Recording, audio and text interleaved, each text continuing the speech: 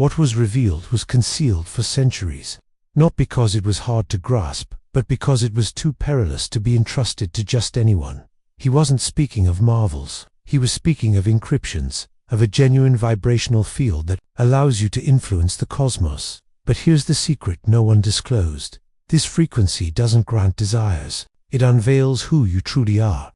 And that's why it's so perilous. Because if you emanate dread, it amplifies. If you emanate falsehoods, it shatters your reality. Thoth left this in emblems, manuscripts, and energetic gateways, because only those vibrating at the correct level can access it. And if you clicked on this video, it's because your frequency is already being touched by this field. You wish to influence the cosmos. Then prepare, because if you continue watching this to the end, the field will begin to respond, and after that, there's no turning back. Move only when the inner resonance shifts the unseen, for only then will the cosmos be your silent attendant. But what is this vibration? It's not an external force. It's not a mystical radiance descending from the heavens. It is the very essence of the cosmos, imperceptible yet present in everything.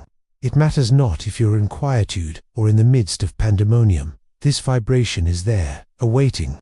But it doesn't appear for just anyone. It selects. And that's why the cosmos was never a static stage. It's not merely here to be inhabited. It's a living entity, an expanding awareness that observes, responds, and adapts. You believe you're solitary, making choices, confronting trials, but the cosmos is observing, sensing your frequency, scrutinizing your every motion. This isn't verse, this is architecture. What the ancients already recognized, and what modern physics is just beginning to explore, is that matter isn't solid. Matter is condensed vibration. The chair you're seated on, the sound you perceive, the form you inhabit, all of it is composed of the same element, frequency. The distinction lies in the level of subtlety. While a stone vibrates sluggishly, your thought vibrates rapidly. But both are derived from the same field. And that field, the one Thoth understood, is alive. Science terms it the unified field. Spirituality calls it the cosmic mind. Mystics name it Akasha. The designation doesn't matter. What matters is that it's connected to everything. Nothing escapes, nothing is disconnected, and you are a part of it. But there's one detail that few dare to confront. Not all vibrations are innocuous. The most subtle ones are also the most unstable, because they don't abide by the laws of dense matter. They don't react to contact. They react to intention, to purity, to congruence between thought, emotion, and action. And that's why they're perilous, because they cannot be feigned. They expose what's concealed. You can deceive a person. You can even deceive yourself, but you cannot deceive the field. It perceives who you are internally, and when that vibration discovers you, it activates precisely what's latent within you. If there's order, it expands. If there's disorder, it explodes. It's like a looking glass that doesn't reflect appearance but essence. And here's the part no one desires to tell you. This vibration cannot be invoked like it is not manipulable. It is supreme. It decides. And when it touches someone, nothing remains unchanged. No utterances are necessary. No ritual is needed. No sanctuary is required. Just an instant, a silent communion, an activation that shatters the old narrative. And in that moment, all the truths built on certainties collapse. Because the cosmos doesn't respond to what you articulate. It responds to what you emanate. And when your emanation shifts, reality shifts to the forbidden frequency. And only those who comprehend the collapse traverse the imperceptible chasm that separates the ordinary world from the genuine world. Because the collapse isn't an inclusion, it's the commencement of the vibrational reset. And what follows isn't for everyone. She is known by many Appalachians, among the Egyptians, an ancestral echo that wasn't uttered, only felt. In Hermetic manuscripts, she appears as the sound without sound. In traditions older than Thoth, she was called the cosmic signature, and those who dared to depict her always employed similes, because there's no precise term that can encompass that presence. This frequency is not auditory. It doesn't travel through the air. It travels through the field. The body doesn't hear it. The ear doesn't register it. But your entire field of consciousness vibrates as if something had reminded you of who you are, even if you've never known. It's a memory without origin, a recognition without elucidation, something that touches the soul before the mind can comprehend. Ancient chronicles speak of this frequency as if it were a living bridge between what Thoth encrypted and an intelligence even older. So ancient it predates names, deities, symbols. It doesn't instruct with words. It conveys understanding in stillness. And when it activates, something occurs within the recipient. It's not elation, it's not peace, it's collapse, but a collapse that reorganizes. The sensation is that the body is still there, but the layers of reality begin to tear away one by one. Everything that was certain begins to dissolve. The personal narrative loses potency. Time slows down. The mind attempts to react, but it cannot keep pace. That's when the structure begins to fracture the structure you always believed was reality. The imperceptible framework that made you conceive you're just a restricted, distinct being, living in a random existence. The framework that establishes subtle regulations, what's feasible, what's typical, what's secure. All of that begins to collapse, but not with violence, with clarity. As if a silent presence whispered, "Look again. Nothing is as it appears." And those who aren't prepared to perceive recoil, because it's not effortless to behold the genuine world after spending a lifetime within a comfortable illusion. This frequency doesn't impose itself, it reveals itself. But when it finds you, you never vibrate at the same level again. Your choices shift, your reactions shift, and more profoundly, the way the cosmos responds to you shifts. That's why so many deem it perilous, because it doesn't merely mend the body, it shatters the entire framework. But not everyone can manage existing outside the framework, and some, once touched by it, could no longer function in the common world, the invisible actors, Arcturian. And it's precisely at this juncture that many cannot bear the impact. Consciousness expands so swiftly that the old identity cannot keep up. It's like outdated software attempting to execute technology that's far too advanced. And that's when symptoms manifest that science cannot elucidate: existential disorientation, the sensation of no longer belonging to the regular world, longing for a place you've never witnessed. That's where they enter the ones who observe but don't interfere, without agenda. In many cultures, under various names, the same beings were mentioned. In Sumerian records, they appear as celestial entities that descended at critical moments. In human history, in shamanic traditions, they're spirits that communicate through geometries and tones. But in many modern circles, they're known as Arcturians, not like extraterrestrials in a metallic craft, but as conscious intelligences operating on a frequency outside the timeline. They're not in Alpha Centauri like stellar maps suggest. They're in the Arcturian vibration, a field that cannot be reached with technology, only with vibrational coherence. Accounts of contact always mention a silent but profoundly loving presence, an energy that calms the field, stabilizes the mind, and restructures the subtle body. Arcturians don't communicate with words. They modulate vibration, and vibration communicates everything. But there's a detail overlooked by those who romanticize these encounters. They don't appear for everyone. They don't seek renown, public attention, or adherence. They operate in stillness, behind the scenes of reality. And, even more importantly, they are guardians. They guard not just the frequency, but access to it. According to several reliable channels, the role of the Arcturians isn't to save anyone, but to preserve a balance that humans still don't comprehend. Because the forbidden frequency cannot be handed over to just anyone. A person's field needs to be prepared, needs to be stable, needs to be able to withstand the collapse of the framework without collapsing along with it. And that's why they choose, they evaluate, they filter. It's not about judgment, it's about safety. Because awakening cannot be compelled. When it is, the impact can be devastating. And that's precisely what they try to prevent. Not external turmoil, but the uncontrolled awakening that internal turmoil can trigger. And when awakening occurs without preparation, the mind doesn't understand, and the body begins to react. But not as you'd imagine. It's not fever, not muscle pain, not the flu. It's something that tests don't detect. It's a weariness that feels like it originates from the core of your soul. Like the simple act of existing demands more energy than before, an invisible weight, an exhaustion that doesn't subside with sleep. And along with it, a strange restlessness, like something within you is being called to awaken but doesn't yet know how. That's when the code begins to activate. And when it does, the entire body enters a state of adaptation. Appetite shifts, sleep becomes fragmented, Sometimes you awaken between 3 and 4 a.m. with the sensation that something is approaching. Even if you don't know what, dreams become more vivid. Some feel like revelations, others like trials, but they all carry a strange sense of being more real than the day itself. Individuals who've undergone this process report episodes of sudden depersonalization. It's like for a moment, you don't recognize yourself in your own thoughts. The inner voice alters its tone. Automatic reactions lose their grip. What once profoundly affected you now barely registers. But this doesn't bring immediate solace. It brings confusion, because who you were is collapsing, and who you're becoming doesn't have a form yet. And then the synchronicities begin. Recurring numbers, unlikely encounters, messages that appear precisely when you need them, situations that, if recounted to someone, would sound like coincidence, but you know they're not. It's like the cosmos begins to blink at you, as if saying, you've entered the frequency, and the more you notice, the more they escalate. The more you resist, the more intense they become.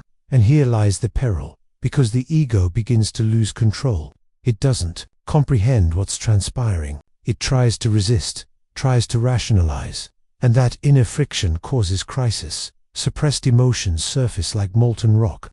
Old fears resurfaced intensely. Forgotten traumas re-emerge, demanding release. And all of it seems to happen at once. You feel divided between two versions of yourself, one that desires to remain in the old world, and another that's already touched the new. But there's no retreat, because the code, once activated, cannot be deactivated. And at this juncture, everything hinges on an inner choice, because the frequency doesn't just desire to manifest in you, it desires to take shape through you. And that demands something few are willing to offer: genuine presence. The frequency that consumes everything from within, because the frequency doesn't just wish to pass through you, it desires to inhabit you. And for that to occur, everything that's not in coherence begins getting consumed from within. There's something that precedes energy, something that propels energy, that gives it form, direction, and identity. That something is frequency. Most people conflate energy with power, but energy without direction is noise. It's uncontrolled fire. What transforms things isn't how much you vibrate, but how you vibrate. Energy is merely the fuel. Frequency is the code that instructs the fire where to proceed. And that code is what the cosmos heeds. Everything in the cosmos aligns to patterns. Light has a frequency. Matter has a frequency. Thoughts, emotions, the organs in your body, everything vibrates at a certain rhythm. When that rhythm achieves coherence with the greater field, with the living consciousness that sustains all existence, reality begins to operate differently. It's not magic, it's tuning. Imagine your entire life is like a melody. When you're vibrating out of sync, you're playing discordant notes. The cosmos perceives that as noise, as confusion. But when your frequency organizes, when your intentions, actions, and emotions fall into the same internal rhythm, the field listens, and it responds instantaneously. At that point, things cease happening through effort. They begin happening through resonance. Individuals vanish from your life without explanation. Others appear as if they'd been awaiting you all along. Time stops feeling linear, and events that once seemed random begin connecting like pieces of an invisible puzzle.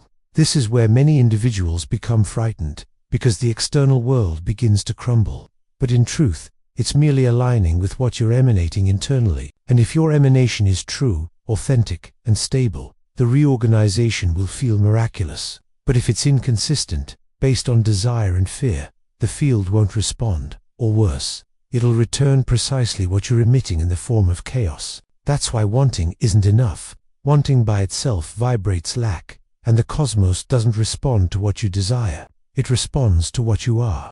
When your emanation is coherent, you no longer need to request. The field already comprehends, because you've already become the very frequency of what you seek.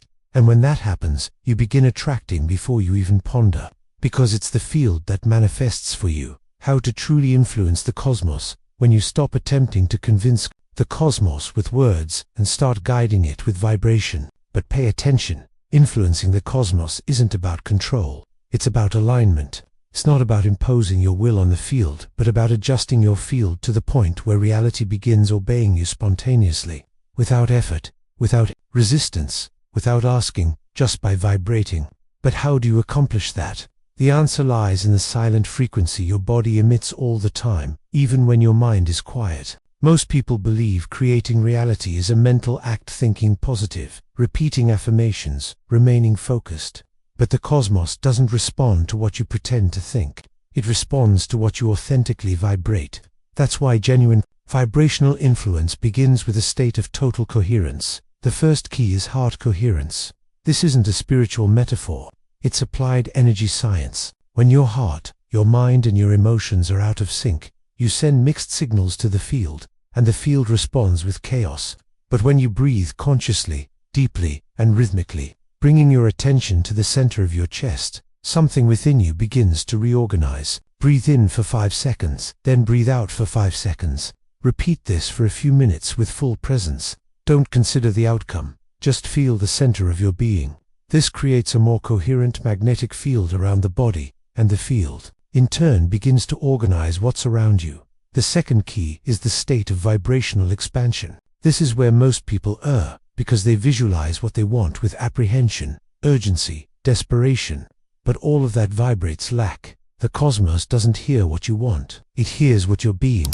The correct practice is to feel what you want as if it's already present, not to impress the field, but to vibrate the truth of the experience before it appears. And this is where the vibration of gratitude enters, but not just any gratitude.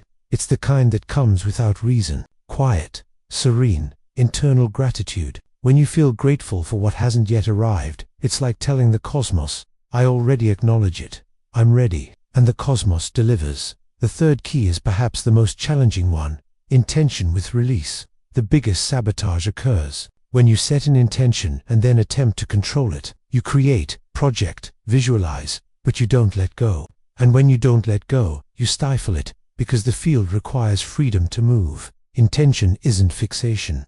It's energetic focus. Direct your vibration, feel it, then release it, like planting a seed and trusting it will sprout. You don't need to excavate the soil every day. Faith here isn't religious. It's vibrational. It's energetic trust. And the most advanced secret of all, the more subtle your vibration is, the more potent it becomes. Because subtle vibration doesn't collide with the field. It permeates it.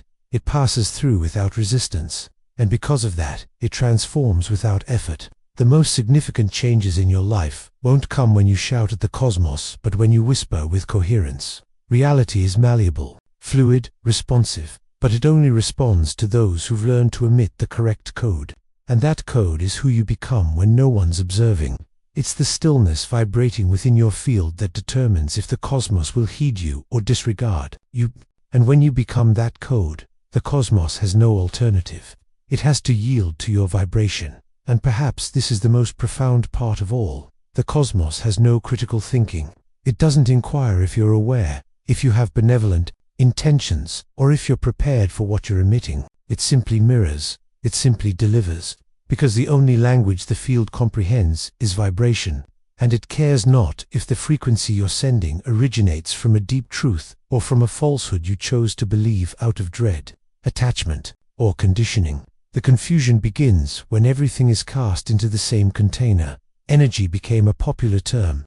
Everyone discusses it, but almost no one comprehends what's truly driving their reality. Energy is movement. Yes, it's action, impulse, presence. But energy without direction is uncontrolled fire. And that's why simply understanding energy isn't sufficient. What truly structures what you experience is the frequency that energy carries, and that shifts everything. Energy is like a musical instrument, but frequency is the tuning. You can possess the most costly, exquisite, powerful violin, but if it's out of tune, it'll produce dissonance, it'll be bothersome, it'll repel people. Frequency is the imperceptible tone that shapes how energy will be perceived, received, and echoed in the field around you. Now comprehend this. The cosmos doesn't respond to the volume of your energy, but to the quality of your frequency. You can be vibrating intensely, but if that vibration is replete with apprehension, anxiety, control, or fury, what you're doing is amplifying chaos, and the cosmos responds on that scale. It intensifies precisely what's being vibrated, whether you desire it or not. On the other hand, if your frequency is quiet but stable, anchored in states like trust, gratitude, presence, and affection, the cosmos realizes. Circumstances begin to unfold in unexpected ways. Coincidences become frequent. Individuals who never noticed you begin to sense something in you, even if you don't utter a word. The field responds to coherence, not noise. That's why some individuals, even when executing everything correctly, still feel stuck. Because genuine vibration isn't on the surface. It's in the depths. It's in the unspoken. It's in the space between thoughts. It's in the feeling you carry when no one's observing. And many times, what's vibrating there is insecurity, lack, self-sabotage. And the cosmos responds to that, activating the field, real practice for vibrational reprogramming. And if you made it this far, it's because something within you is already vibrating differently. And now, it's no longer about knowing, it's about activating. Because change doesn't happen when you comprehend. It happens when the field shifts. And the field shifts when you vibrate a new reality, consciously, deeply, and authentically. But how do you accomplish that? There's a practice that goes directly to the point. No lengthy rituals, no doctrine, no mystical utterances, just you and your field. And it commences with the severance. In a stillness, you need firmly but gently to disconnect from the clamor, from the phone, from expectations, from the voices in your mind. Closing your eyes isn't merely symbolic. It's the first vibrational directive. When you close your eyes, with presence, your field understands. Now I am the center of my reality. So breathe not like someone who breathes to calm down, but like someone who breathes to remember. Each deep inhalation, ideally in 5 seconds, and each exhalation, also 5 seconds, begins to synchronize your heartbeat with your brainwaves. That's called heart coherence. And when that happens, your entire body enters a state of synchronicity. You cease vibrating chaos and begin emitting order. Now, direct your attention to the center of your chest knot as a concept. Feel it. Bring your full awareness to this point and ask yourself honestly, how would I feel if what I desire was already occurring right now? This inquiry is the key, because it makes the vibrational field access a new timeline, not through the mind, but through emotion. And here you need to evade the image trap. Don't attempt to perceive the vehicle, the currency, the dwelling, the individual. That's still the mind. What propels the field is pure feeling, the vibration that emanates from the body as truth. Feel what it would be like to experience that with gratitude, with presence, with trust. Now expand, visualize that feeling growing within you, but without forcing it, like gentle waves flowing from your core and touching the space around you. Don't push. Just allow this frequency to permeate the space. Feel as if the cosmos is beginning to sense you, as if that vibration is an invisible signature traversing the field and beginning to align everything around you. And here comes the most challenging moment of all, letting go. Letting go isn't forgetting. Letting go is allowing the field to operate. It's trusting that once it's been emitted truthfully, the signal has already been registered. So return to your breath, feel the now, and act like someone who is already vibrating the answer. It's in that state that the cosmos begins to conspire, but not like magic, like resonance. The vibration becomes a magnetic field, and reality, which once felt random, begins responding with synchronicity, with opportunities, with flows that weren't there before. And all of that in under 7 minutes. But here's the turning point. This practice isn't a formula. It's a reminder, a return to the original frequency. A forgotten code that Thoth left scattered among symbols, myths, and silences. And if you persist, something even deeper will be touched, a vibrational code buried in your soul, one that can only be activated by those who aren't afraid to confront their own truth. You crossed every layer. You felt the signs. You realized it wasn't a coincidence.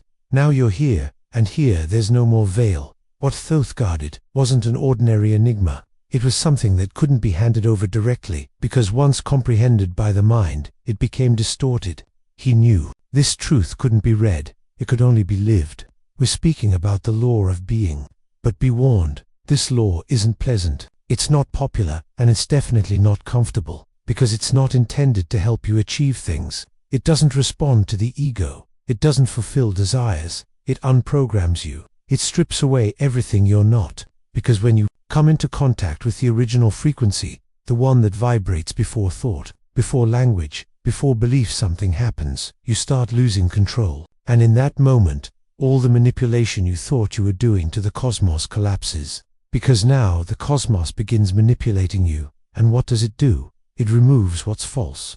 It forcefully reorganizes your life. It destroys everything that doesn't align with your true essence. And that is perilous because it demands a kind of courage few people possess. The courage to be what you've always avoided. The courage to let go of every fabricated version of yourself. The courage to stop attempting to control, attract, or manifest, and finally allow the frequency to perform its work. Because it will, but it will do it in its own way. And when it begins acting, it doesn't grant you time to ponder. People drift away. Truths emerge. The body reacts. The mind collapses. Because everything built outside of your genuine vibration begins to fall. That's why this law isn't for everyone. It's not appealing to those who are still striving to enhance life. It's the end of striving. Because once it's activated, you enter a state of such profound coherence that there's no more room for effort, only presence. And then finally, the cosmos begins to obey, but not because you convinced it, not because you visualized it, not because you repeated an affirmation 1,000 times. It begins to obey because you became the field itself. And the field doesn't request, the field emanates. Thoth never revealed this law in direct terms, but he left symbols. He left unfinished formulas. He left loaded silences, because he knew only those who were prepared would notice. And if you made it here, it's because the frequency has already made contact. It's already passed through the field. It's already recognized you. Now there's no turning back. If you made it this far, this isn't a coincidence. It's vibrational alignment.